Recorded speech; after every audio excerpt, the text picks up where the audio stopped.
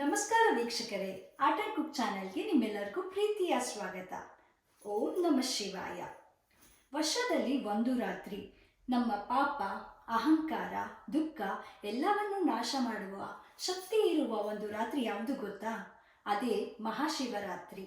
ಈ ವಿಡಿಯೋವನ್ನು ಕೊನೆವರೆಗೂ ನೋಡಿ. ಶಿವರಾತ್ರಿಯ ರಹಸ್ಯ ಕತೆ, ಶಿವರಾತ್ರಿಯ ಪೂಜೆ ವಿಧಾನ, ಹಾಗೇನೆ ಉಪವಾಸ ಅಂದರೆ ಏನು, ಜಾಗರಣೆ ಅಂದರೆ ಏನು ಅಂತ ನಿಮಗೆ ಗೊತ್ತಾಗುತ್ತೆ. ಈ ವಿಡಿಯೋ ನಿಮಗೆ ಇಷ್ಟವಾದಲ್ಲಿ ಲೈಕ್, ಶೇರ್, ಕಮೆಂಟ್ ಮಾಡೋದನ್ನು ಮರಿಬೇಡಿ. ಶಿವ ಎಂದರೆ ಕಲ್ಯಾಣ, ಶಾಂತಿ, ಸಂಹಾರ ಮತ್ತು ಪುನರ್ಜನ್ಮ. ರಾತ್ರಿ ಎಂದರೆ ಅಂಧಕಾರ. ಶಿವರಾತ್ರಿ ಎಂದರೆ ಅಜ್ಞಾನದಿಂದ ಜ್ಞಾನದ ಕಡೆ ಹೋಗುವ ರಾತ್ರಿ. ಇವಾಗ ಶಿವರಾತ್ರಿಯ ರಹಸ್ಯ ಕಥೆಯ ಬಗ್ಗೆ ತಿಳಿಯೋಣ. ಶಿವರಾತ್ರಿಯ ಹಿಂದೆ 2 ಕಥೆ ಇದೆ ಎಂದು ಜನರು ನಂಬುತ್ತಾರೆ. ಮೊದಲನೆಯದು ಸಮುದ್ರ ಮಂಥನದ ಕತೆ. ದೇವತೆಗಳು ಹಾಗೂ ಅಸುರರು ಸಮುದ್ರ ಮಥಿಸುವಾಗ ಹಳಹಳ ವಿಷವು ಹೊರಗಡೆ ಬಂತು. ಆಗ ದೇವತೆಗಳೆಲ್ಲರೂ ಹೆದರಿ ಓಡಿ ಹೋದರು. ಆಗ ಶಿವನು ಅದನ್ನು ಕುಡಿದ್ಬಿಟ್ಟು ತನ್ನ ಕಂಠದಲ್ಲಿ ಇಟ್ಕೊಳ್ತಾನೆ. ಅದಕ್ಕೆ ಅವನನ್ನು ನೀಲಕಂಠ ಎಂದು ಕರೆಯುತ್ತಾರೆ. ಹಾಗಾಗಿ ಈ ಶಿವರಾತ್ರಿಯ ದಿನದಂದು ಪೂಜೆ ಮಾಡಿದರೆ ಹಲವಾದ ವಿಷದಂಥ ಸಮಸ್ಯೆ ಕೂಡ ತುಂಬ ಬೇಗವಾಗಿ ಸುಲಭವಾಗಿ ನಾಶವಾಗುತ್ತದೆ ಎಂಬ ನಂಬಿಕೆ ಇದೆ. ಮತ್ತೊಂದು ರಹಸ್ಯವಾದ ಕಥೆ ಎಂದರೆ ಶಿವ ಮತ್ತು ಪಾರ್ವತಿ ದೇವಿಯ ಮದುವೆಯ ದಿನ. ಈ ಶಿವರಾತ್ರಿಯ ದಿನದಂದು ಶಿವ ಮತ್ತು ಪಾರ್ವತಿ ದೇವಿಯು ಮದುವೆಯಾದರು ಎಂಬ ನಂಬಿಕೆ ಇದೆ. ಹಾಗಾಗಿ ಈ ದಿನ ಪೂಜೆ ಮಾಡಿದರೆ ಮದುವೆ ತಡವಾಗುವವರಿಗೆ, ಹಾಗೆಯೇ ದಾಂಪತ್ಯದಲ್ಲಿ ಸಮಸ್ಯೆ ಇರುವವರಿಗೆ, ಕುಟುಂಬದ ಶಾಂತಿಗೆ ತುಂಬಾನೇ ಫಲ ಕೊಡುತ್ತದೆ ಎಂಬ ನಂಬಿಕೆ ಇದೆ. ಈಗ ಶಿವರಾತ್ರಿಯ ಮಹತ್ವದ ಬಗ್ಗೆ ತಿಳಿಯೋಣ. ಶಿವರಾತ್ರಿಯ ದಿನದಂದು 4 ಪ್ರಹಾರಗಳು ತುಂಬಾನೇ ಮುಖ್ಯ. ಮೊದಲನೇದಾಗಿ ಪ್ರಥಮ ಪ್ರಹಾರ. ಇದನ್ನ ನಾವು ಸಂಜೆ 6 ಗಂಟೆಯಿಂದ 9 ಗಂಟೆವರೆಗೆ ಮಾಡಬೇಕು. ಇದು ಬಂದ್ಬಿಟ್ಟು ಪಾಪ ನಿವಾರಣೆಗಾಗಿ. ಎರಡನೇದು ಬಂದ್ಬಿಟ್ಟು ದ್ವಿತೀಯ ಪ್ರಹಾರ. ಇದನ್ನ ನಾವು ರಾತ್ರಿ 9 ಗಂಟೆಯಿಂದ ಮಧ್ಯರಾತ್ರಿ 12 ಗಂಟೆವರೆಗೆ ಮಾಡಬೇಕು. ಈ ಪ್ರಹಾರ ಆರೋಗ್ಯಕ್ಕಾಗಿ. ಮೂರನೆಯದ್ದು ತೃತೀಯ ಪ್ರಹಾರ. ಇದನ್ನ ಮಧ್ಯರಾತ್ರಿ 12 ಗಂಟೆಯಿಂದ ಬೆಳಗ್ಗೆ 3 ಗಂಟೆವರೆಗೆ ಮಾಡ್ತಾರೆ. ಇದು ಸಂಪತ್ತಿಗೋಸ್ಕರ.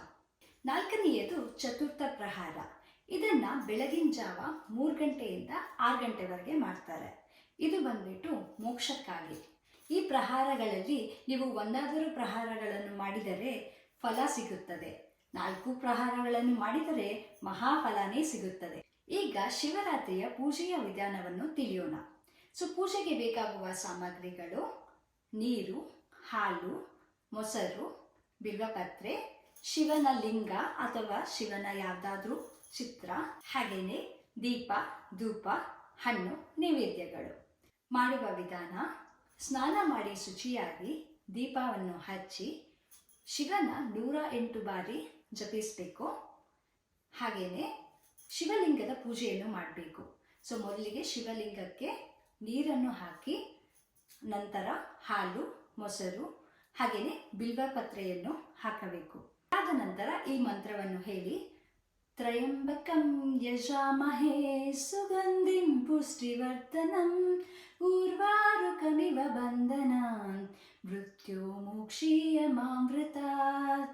ಕೊನೆಯದಾಗಿ ಶಿವನನ್ನು ಹೀಗೆ ಪ್ರಾರ್ಥಿಸಿ: ನನ್ನ ಅಹಂಕಾರ, ದುಃಖ, ಭಯ ಎಲ್ಲ ನೀನೇ ತೆಗೆದುಕೋ ಶಿವ ಅಂತ. ಈಗ ಉಪವಾಸ ಎಂದರೆ ಏನು ಎಂದು ತಿಳಿಯೋಣ. ಉಪವಾಸ ಎಂದರೆ ಆಹಾರವನ್ನು ಸೇವಿಸದೇ ಇರುವುದು ಅಲ್ಲ, ಇಂದ್ರಿಯಗಳನ್ನು ನಿಯಂತ್ರಿಸುವುದು. ನೀವು ಹಾಲು ಅಥವಾ ಫಲಹಾರವನ್ನು ಸೇವಿಸಬಹುದು. ಕೆಟ್ಟ ಮಾತು, ಕೆಟ್ಟ ಆಲೋಚನೆ ಮಾಡದೇ ಇದ್ದು ಮೌನ ಅಥವಾ ಜಪ ಮಾಡುವುದೇ ನಿಜವಾದ ಶಿವಭಕ್ತಿ. ಈ ದಿನ ನೀವು ಒಂದು ವಿಶೇಷವಾದ ಕೆಲಸವನ್ನು ಮಾಡಬಹುದು. ಯಾರಿಗಾದರೂ ಆಹಾರವನ್ನು ಕೊಡಬಹುದು ಅಥವಾ ಯಾರಿಗಾದರೂ ಸಹಾಯ ಮಾಡಬಹುದು. ಶಿವನಿಗೆ ಇದಕ್ಕಿಂತ ದೊಡ್ಡ ಪೂಜೆ ಇಲ್ಲ. ಈಗ ಜಾಗರಣೆ ಎಂದರೇನು, ಅದರ ವಿಶೇಷತೆ ಬಗ್ಗೆ ತಿಳಿಯೋಣ. ಜಾಗರಣೆ ಎಂದರೆ ರಾತ್ರಿಯೆಲ್ಲ ನಿದ್ರೆ ಮಾಡದೆ ಶಿವನ ಸ್ಮರಣೆ ಮಾಡುವುದು.